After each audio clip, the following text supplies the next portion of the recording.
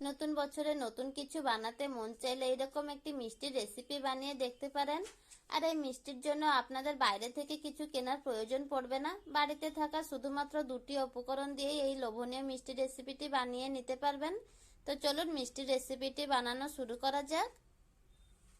আর এই মিষ্টির রেসিপিটি আমি কিন্তু শুধু সুজি ও চিনি দিয়ে বানিয়েছি। তো কিভাবে বানিয়েছি শুরু থেকে শেষ পর্যন্ত দেখতে থাকুন। প্রথমে আমি এখানে একটা প্যান বসিয়ে দিয়েছিলাম আর এখানে ঘি দিয়েছি। ঘি দিয়ে এখানে হাফ কাপ সুজি ভেজে নিচ্ছি। সুজিটা এখানে একটু বেশি ভাজবো না।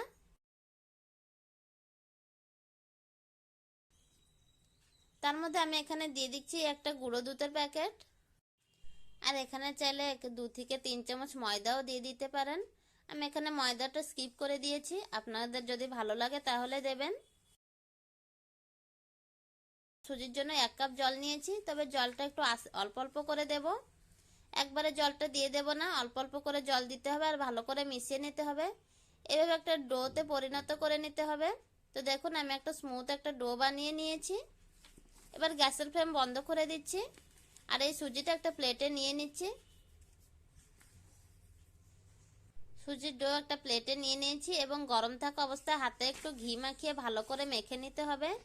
এইভাবে কিন্তু 4 থেকে 5 মিনিট ভালো করে মেখে নিতে হবে। সুন্দর একটা স্মুথ একটা ডো বানিয়ে নিতে হবে। তো দেখুন আমি কিন্তু স্মুথ একটা ডো বানিয়ে নিচ্ছি।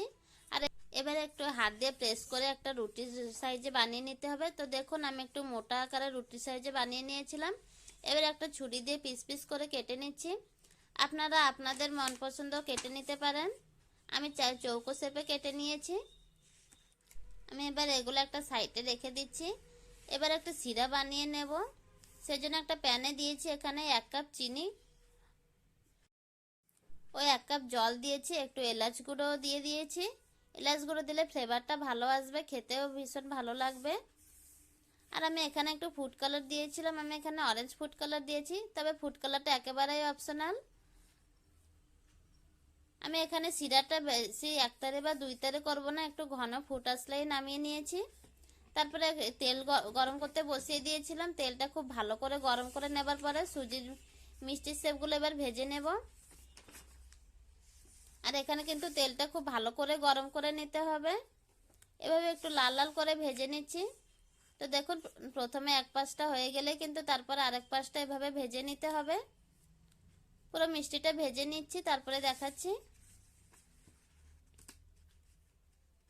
তো দেখুন এই প্রসেসটা কিন্তু 1 মিনিটের ধরে ভাজলেই হয়ে যাবে। এই মিষ্টিটি বানাতে আপনাদের বেশি সময়েরও প্রয়োজন পড়বে না, মাত্র 10 মিনিটের মধ্যেই কিন্তু তৈরি হয়ে যায়। এবারে মিষ্টিগুলো ভালো করে ভাজা হয়ে গেলেই সিরাতে ভিজিয়ে রেখে দিয়েছিলাম। এভাবে আধ ঘন্টা রেখে দিয়েছিলাম সিরার মধ্যে। আধ ঘন্টা পরে দেখাচ্ছি আপনাদের। তো দেখুন সিরাটা কিন্তু ভালোভাবে এই মিষ্টির সাথে অবজর্ব হয়ে গিয়েছে। আমার আজকের মিষ্টি রেসিপিটা আপনাদের কেমন লাগলো কমেন্ট বক্সে অবশ্যই কমেন্ট করে জানাবেন। ভালো লেগে থাকলে বাড়িতে অবশ্যই ট্রাই করবেন। আর রেসিপিটি খুবই সহজ ও ভালোভাবেই কিন্তু তৈরি হয়ে যায়।